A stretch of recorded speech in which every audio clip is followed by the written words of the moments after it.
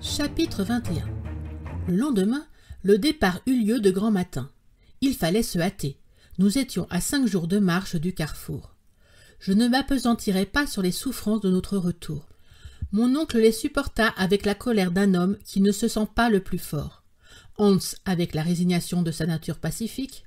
Moi, je l'avoue, me plaignant et me désespérant. Je ne pouvais avoir de cœur contre cette mauvaise fortune. Ainsi que je l'avais prévu, l'eau fit tout à fait défaut à la fin du premier jour de marche.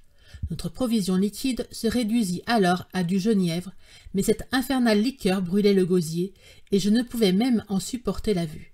Je trouvais la température étouffante. La fatigue me paralysait. Plus d'une fois, je faillis tomber sans mouvement. On faisait halte alors, mon oncle ou l'Islandais me réconfortaient de leur mieux. Mais je voyais déjà que le premier réagissait péniblement contre l'extrême fatigue et les tortures nées de la privation d'eau. Enfin, le mardi 8 juillet, en nous traînant sur les genoux, sur les mains, nous arrivâmes à demi-mort au point de jonction des deux galeries. Là, je demeurais comme une masse inerte, étendue sur le sol de lave. Il était 10 heures du matin. Hans et mon oncle, accotés à la paroi, essayèrent de grignoter quelques morceaux de biscuit. De longs gémissements s'échappaient de mes lèvres tuméfiées. Je tombais dans un profond assoupissement. Au bout de quelque temps, mon oncle s'approcha de moi et me souleva entre ses bras. « Pauvre enfant » murmura-t-il avec un véritable accent de pitié. Je fus touché de ces paroles, n'étant pas habitué aux tendresses du farouche professeur. Je saisis ses mains frémissantes dans les miennes. Il se laissa faire en me regardant. Ses yeux étaient humides. Je le vis alors prendre la gourde suspendue à son côté. À ma grande stupéfaction, il l'approcha de mes lèvres. « Bois » fit-il. Avais-je bien entendu? Mon oncle était-il fou? Je le regardais d'un air hébété. Je ne voulais pas le comprendre. « Bois » reprit-il. En relevant sa gourde, il la vida tout entière entre mes lèvres. Oh, jouissance infinie! Une gorgée d'eau vint humecter ma bouche en feu. Une seule, mais elle suffit à rappeler en moi la vie qui s'échappait. Je remerciai mon oncle en joignant les mains. « Oui, fit-il, une gorgée d'eau. La dernière. Entends-tu bien? La dernière. Je l'avais précieusement gardée au fond de ma gourde. 20 fois, 100 fois, j'ai dû résister à mon effrayant désir de la boire. Mais non, Axel, je la réservais pour toi. »« Mon oncle, murmurai-je pendant que de grosses larmes mouillaient mes yeux. Oui, pauvre enfant, je savais qu'à ton arrivée à ce carrefour, tu tomberais à demi-mort et j'ai conservé mes dernières gouttes d'eau pour te ranimer. »« Merci, merci » m'écriai-je. Si peu que ma soif fût apaisée, j'avais cependant retrouvé quelque force. Les muscles de mon gosier, contractés jusqu'alors, se détendaient et l'inflammation de mes lèvres s'était adoucie. Je pouvais parler. « Voyons, dis-je, nous n'avons maintenant qu'un parti à prendre. L'eau nous manque, il faut revenir sur nos pas. » Pendant que je parlais ainsi, mon oncle évitait de me regarder. Il baissait la tête. Ses yeux fuyaient les miens. « Il faut revenir, m'écriai-je, et reprendre le chemin du Sneffels.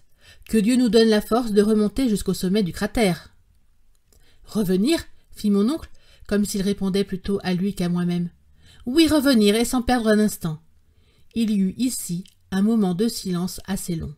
« Ainsi donc, Axel, reprit le professeur d'un ton bizarre, ces quelques gouttes d'eau ne t'ont pas rendu le courage et l'énergie? »« Le courage ! Je te vois abattu comme avant et faisant encore entendre des paroles de désespoir. À quel homme avais-je affaire et quel projet son esprit audacieux formait-il encore? Quoi? Vous ne voulez pas renoncer à cette expédition au moment où tout annonce qu'elle peut réussir? Jamais! Alors il faut se résigner à périr? Non, Axel, non! Pars! Je ne veux pas ta mort. Que Hans t'accompagne, laisse-moi seul. Vous abandonnez! Laisse-moi, te dis-je. J'ai commencé ce voyage, je l'accomplirai jusqu'au bout, ou je n'en reviendrai pas. Va-t'en, Axel, va-t'en. Mon oncle parlait avec une extrême surexcitation. Sa voix un instant attendrie redevenait dure et menaçante. Il luttait avec une sombre énergie contre l'impossible. Je ne voulais pas l'abandonner au fond de cet abîme, et d'un autre côté, l'instinct de la conservation me poussait à le fuir. Le guide suivait cette scène avec son indifférence accoutumée. Il comprenait cependant ce qui se passait entre ses deux compagnons. Nos gestes indiquaient assez la voie différente où chacun de nous essayait d'entraîner l'autre.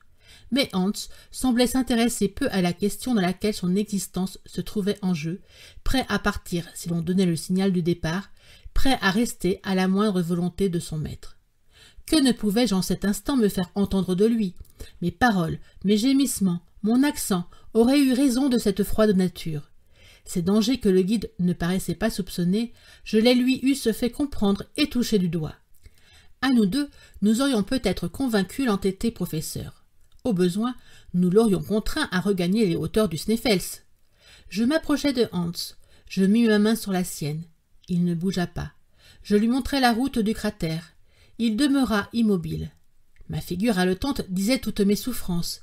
L'Islandais remua doucement la tête et désignant tranquillement mon oncle. « Master, fit-il. »« Le maître, m'écriai-je. Insensé. Non, il n'est pas le maître de ta vie. Il faut fuir. Il faut l'entraîner, m'entends-tu? Me comprends-tu » J'avais saisi Hans par le bras. Je voulais l'obliger à se lever. Je luttais avec lui. Mon oncle intervint. « Du calme, Axel, dit-il. Tu n'obtiendras rien de cet impassible serviteur. Ainsi, écoute ce que j'ai à te proposer. » Je me croisai les bras en regardant mon oncle bien en face. Le manque d'eau, dit-il, m'est seul obstacle à l'accomplissement de mes projets. Dans cette galerie de l'Est, faite de lave, de schiste, de houille, nous n'avons pas rencontré une seule molécule liquide. Il est possible que nous soyons plus heureux en suivant le tunnel de l'Ouest. Je secouai la tête avec un air de profonde incrédulité. « Écoute-moi jusqu'au bout, reprit le professeur en forçant la voix.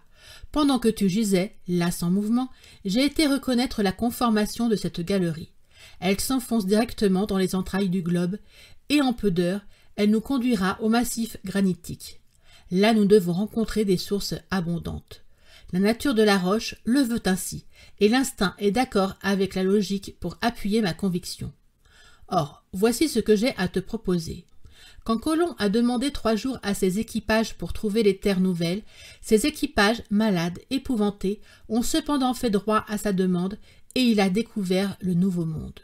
Moi, le colon de ces régions souterraines, je ne te demande qu'1 jour encore. Si ce temps écoulé, je n'ai pas rencontré l'eau qui nous manque, je te le jure, nous reviendrons à la surface de la terre. » En dépit de mon irritation, je fus ému de ces paroles et de la violence que se faisait mon oncle pour tenir un pareil langage. « Eh bien, m'écriai-je, qu'il soit fait comme vous le désirez, et que Dieu récompense votre énergie surhumaine. Vous n'avez plus que quelques heures à tenter le sort. En route !»